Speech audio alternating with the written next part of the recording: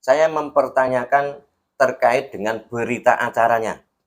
Dari berita acara dari kejaksaan ke rutan itu seperti apa? Karena di situ tercantum amar putusan tahanan kota. Apakah rutan sekarang jadi tahanan kota juga? Kan gitu.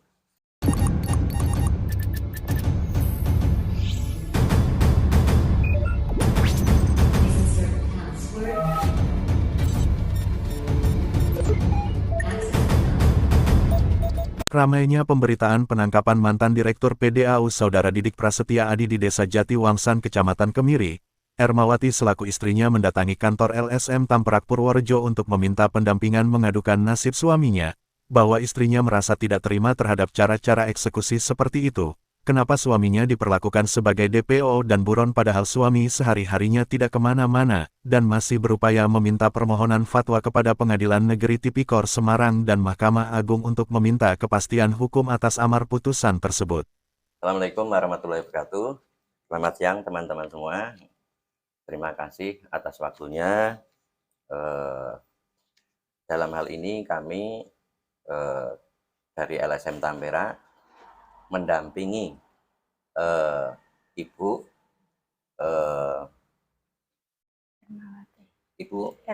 Ermawati. Kebetulan beliau istrinya Pak Didik yang kemarin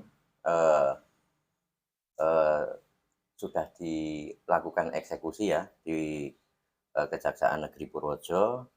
Nanti Ibu akan menjelaskan seperti apa terkait dengan permasalahan suaminya. Kami sebagai wadah masyarakat, ketika ada keluhan dari masyarakat, ya kita dampingi seperti itu. Nah, nanti seperti apa, boleh nanti teman-teman langsung tanya Ibu. Nah, nanti setelah itu apa yang perlu disampaikan ke Ibu, monggo teman-teman sampaikan saja seperti itu.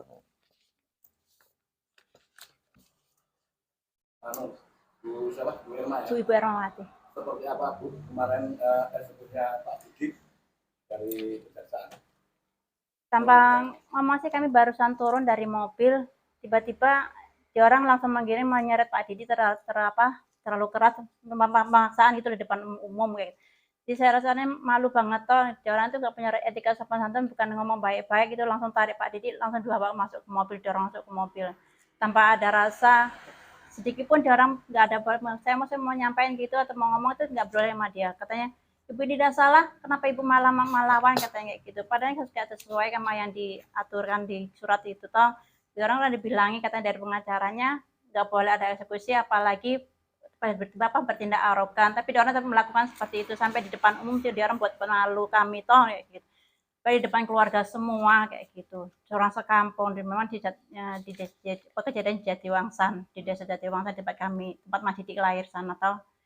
Dan itu orang itu terlalu arogan, kenapa di tempat umum dan di tempat hajatan lagi. Jadi kan malunya kan sampai gimana, padahal orang itu katanya tidak ingin berbuat malu, tapi nampak orang memaksakan seperti itu kayak gitu. Jadi rasa sakit itu sangat dalam bagi saya kayak gitu.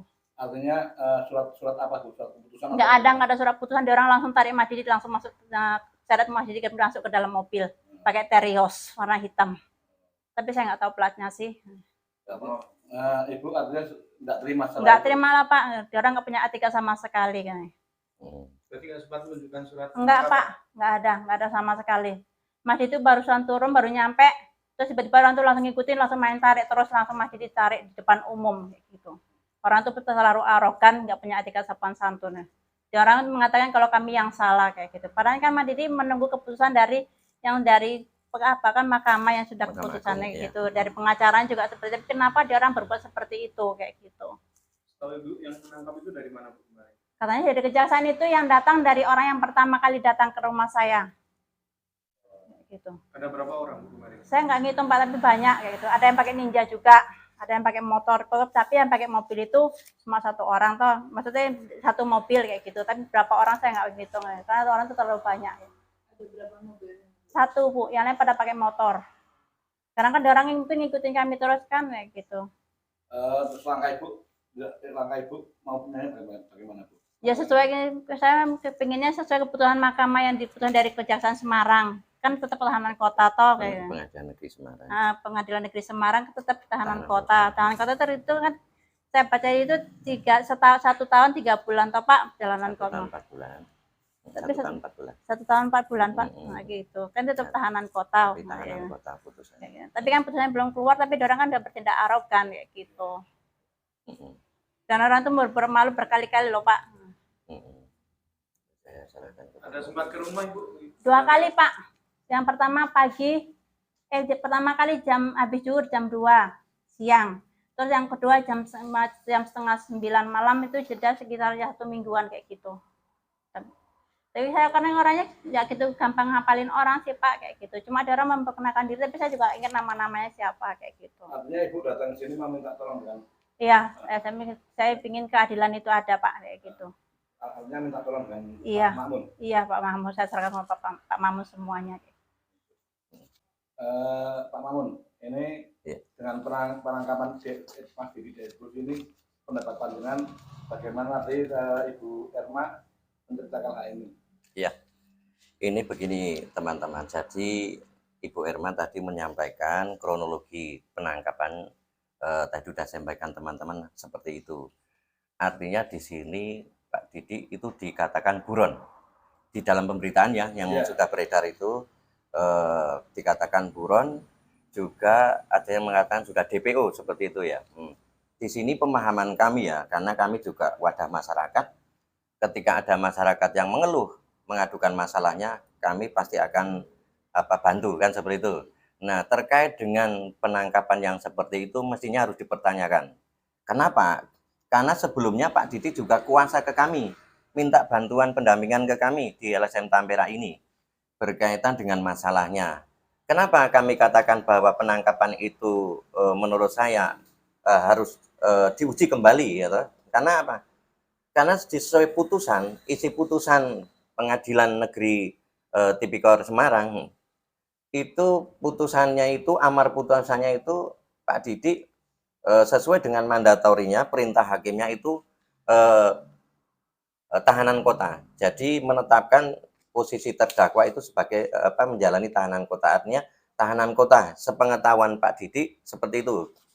Kedua, bahwa ketika saya melihat atau membaca dari isi pertimbangan hakim, di situ kan juga dijelaskan bahwa di situ terjadi perbedaan pendapat dari hakim yang memproses ya, hakim yang memproses itu perkara. Jadi pendapat hakim itu ada yang berbeda. Jadi ketiganya itu berbeda, itu yang namanya dissenting opinion. Jadi satu pendapat hakim itu menyampaikan bahwa kalau nggak salah ya, kalau saya nggak salah baca kemarin, itu intinya Pak Didi dihukum, mungkin nanti kita bisa teman-teman saya kasih tahu dulu ya, ini karena ini ranah publik. Intinya bahwa satu hakim berpendapat beda dengan 2 hakim yang ada. Artinya yang dipakai di isi putusan itu pendapat 2 hakim, artinya dimenangkan oleh penetapan kotanya itu. Karena pendapat hakim yang satu, Pak Didi diharuskan untuk menjalani tahanan negara atau rutan. Tapi pendapat 2 hakim menyampaikan bahwa Pak Didi harus menjalani tahanan kota. Akhirnya sesuai isi amar putusan itu tahanan kota seperti itu. Dan kedua, di situ bahwa penetapan tahanan kota di dalam pertimbangan hakim itu kalau nggak salah kemarin saya baca itu dianggap sah menurut hukum kan gitu. Nah di sini akhirnya Pak Didi dalam posisi ini sebenarnya tetap menjalani putusan dengan baik. Dia tidak pernah melawan hukum. Dia tidak ingin melawan hukum. Karena apa? Masyarakat di Indonesia, katakanlah berapa yang bisa memahami hukum, yang mengerti hukum lah. Paling 0,0 sekian persen lah. Kan gitu. Artinya ketika yang tertulis di amar putusan itu tahanan kota, yakin semua akan yang dibaca itu. Yang kedua begini, teman ya. Ketika ini sudah dieksekusi, kemarin Pak Didi sudah menjalani eksekusi dan sudah dibawa ke rutan ya, kalau nggak salah kemarin langsung dibawa rutan. Saya mempertanyakan terkait dengan berita acaranya. Dari berita acara dari kejaksaan ke rutan itu seperti apa? Karena di situ tercantum amar putusan tahanan kota. Apakah rutan sekarang jadi tahanan kota juga? Kan gitu. Harusnya dipertanyakan. Kedua, apakah rutan juga menerima Pak Didi itu masuk ke rutan itu? Apa? Nah, kalau masuk ke situ berarti rutan juga harus melihat isi amar putusan, kan gitu. Nah, ini yang akhirnya keluarga merasa tidak terima. Sebenarnya tidak terimanya juga beralasan menurut hukum. Karena apa? Pak Didi itu berposisi menjalani sesuai isi putusan, kan gitu. Juga Pak Didi di sini teman-teman, ini saya kasih contoh ya. Atas dasar putusan yang sumir yang beda penafsiran itu, Pak Didi juga masih berupaya melalui kami. Ini contoh ya teman-teman, bahwa kami sudah menyurati ke Pengadilan Negeri Tipikor Semarang ini ya, dan kami sudah dibalas bahwa kami minta fatwa atas dasar putusan itu supaya ada kepastian hukum untuk Pak Didi. Bahkan dari Pengadilan Negeri Semarang, Pengadilan Negeri Tipikor Semarang itu menyampaikan bahwa urus masalah fatwa itu bukan kewenangan Pengadilan Tipikor, tapi tidak menjelaskan di sini. Tidak menjelaskan bahwa Pak Didi harus dieksekusi dan sebagainya, tidak ada. Kedua, melalui pengacaranya juga menyurati Mahkamah Agung. Kak Didi juga ada pengacaranya, tapi kalau kami sebagai LSM mendampingi kan gitu. Itu juga ada, sudah menyurati dan surat itu sudah dikirimkan ke saya juga, diberitahukan ke saya juga, yang intinya juga Mahkamah Agung untuk menunggu. Kalau di sini dalam istilah apa ya? Kalau di sini tuh pospot ya. Pospot itu supaya itu atas dasar putusan itu saya tidak tahu ranahnya ke sana, saya tidak akan membahas karena itu bukan ranah saya ya. Tapi intinya bahwa Mahkamah Agung pun sudah tahu atas dasar permasalahan Pak Didi. Yang jadi pertanyaan, kenapa kejaksaan ini terkesan buru-buru? Terkesan buru-buru seolah-olah orang lagi upaya walaupun itu bersurat, tapi itu upaya supaya penetapan putusannya itu kan jadi jelas. Tidak multitafsir di masyarakat, kan seperti itu. Harusnya ketika masyarakat menganggap itu putusan itu multitafsir, secara hukum ditempuh upayanya seperti apa, yaitu melalui bersurat. Saya sarankan seperti itu, dan teman-teman sudah buktikan bahwa kita juga menerima surat balasan dari Pengadilan Negeri Tipikor Semarang, seperti itu. Jadi Pak Didi dalam posisi ini tidak dalam rangka melawan hukum, tidak dalam rangka sama sekali, walaupun diundang tapi kita kan ada isi putusan kan gitu. Nah, sekarang pertanyaan kita balik, setahu saya kita menjalani isi putusan ya sesuai amar putusan, bunyi di amar putusan itu. Nah, kita sebagai orang awam ya ini di masyarakat ini tahunya seperti itu. Jadi ketika Pak Didi kemarin diberitakan sebagai buron, sebagai DPO yang sangat mendiskreditkan keluarga Pak Didi, itu harus kita keluarga tidak terima. Kemudian kita juga akan menempuh langkah hukum. Apakah dalam persidangan proses dari penyelidikan sampai tahap putusan itu sesuai dengan standar KUHAP? Apakah sudah sesuai dengan tahapan KUHAP? Nah, kami punya bukti-bukti, yang bukti-bukti ini nanti kita akan upaya hukum seperti itu. Kita nggak main-main karena ini menyangkut kelangsungan keluarga Pak Didi seperti apa, kan seperti itu. Jadi terkait masalah putusan yang dikatakan Pak Didi itu korupsi dan sebagainya, walaupun menurut keluarga itu tidak pernah korupsi, kita punya bukti-buktinya. Nah, karena itu sudah jadi putusan, kita juga menghormati putusan itu. Tapi atas dasar putusan itu, kita juga akan upayakan kembali berkaitan dengan hal yang sebenarnya yang dialami oleh keluarga Pak Didi. Seperti itu, teman-teman. Artinya gini Pak Malum, apakah kemarin kejaksaan yang mengambil di rumah Pak Didi itu sesuai standar SOP, sesuai standar SOP-nya atau tidak? Karena ibu tadi, ibunya Pak Didi mengatakan kami merasa dipermalukan. Ya, jadi gini teman, kalau standar SOP itu pun semua tidak boleh melanggar undang-undang. Mau standar SOP dari kejaksaan, dari kepolisian, dari manapun, intinya standar itu tidak boleh melanggar hukum, kan gitu. Nah, ketika di sini diperlihatkan secara arogan seperti itu, Pak Didi dikatakan buron, padahal Pak Didi juga menyurati kejaksaan melalui kami, juga melalui pengacaranya. artinya kita minta kejelasan hukum, minta kepastian hukum bahwa ini posisi putusan ini bagaimana, kan gitu. Ya seharusnya ketika orang itu memang masih ada upaya, itu secara hukum mestinya diberi kesempatan dulu. Jangan buru-buru seperti itu, kan gitu. Nah, makanya keluarga ini tidak terima.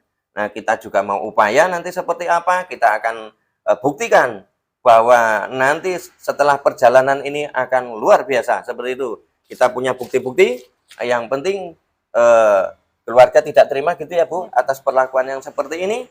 Kita orang yang taat hukum, kita menjalankan isi putusan, tapi diperlakukan seperti ini gitu. Menurut pandangan Pak Kamu sendiri, untuk Pak Didi dimasukkan ke lapas itu bagaimana? Nah, kalau menurut saya, yang saya herankan, kan ini berarti kan Pak Didik di lapas ini kan dalam rangka menjalani putusan hakim, kan gitu, jadi putusan pengadilan. Nah, Pak Didik itu kan di dalam putusan kan tahanan kota, bukan tahanan rutan. Kalau di sini kan rutan, apakah nanti tidak merubah isi putusan itu? Nah, mohon teman-teman nanti juga di cross check ya ke lapas. Ketika lapas itu menerima berita acaranya dari kejaksaan ke lapas itu seperti apa? Mohon untuk di cross check kembali. Karena apa? Ini supaya masyarakat biar tahu. Jangan seperti ini caranya, kan gitu. Terima kasih. Jadi kalau tahanan kota otomatis tidak bisa dimasukkan ke lapas. Nah, menurut saya sepanjang tahanan kota, masyarakat tahunya yaitu sesuai dengan isi putusan. Nah, pertanyaannya kalau tahanan kota, kok ini masuk tahanan rutan? Sedang di situ sudah ada pertimbangan hakim sebelumnya bahwa ada perbedaan pandangan pertimbangan hakim yang tadi saya sampaikan itu masalah dissenting opinion, bahwa pertimbangan 1 harus masuk rutan. Pertimbangan hakim yang 2-3 itu harus masuk tahanan kota. Nah, ini yang jadikan kita itu akhirnya Pak Didi bertahan dengan tahanan kota seperti itu. Cukup? Terima kasih.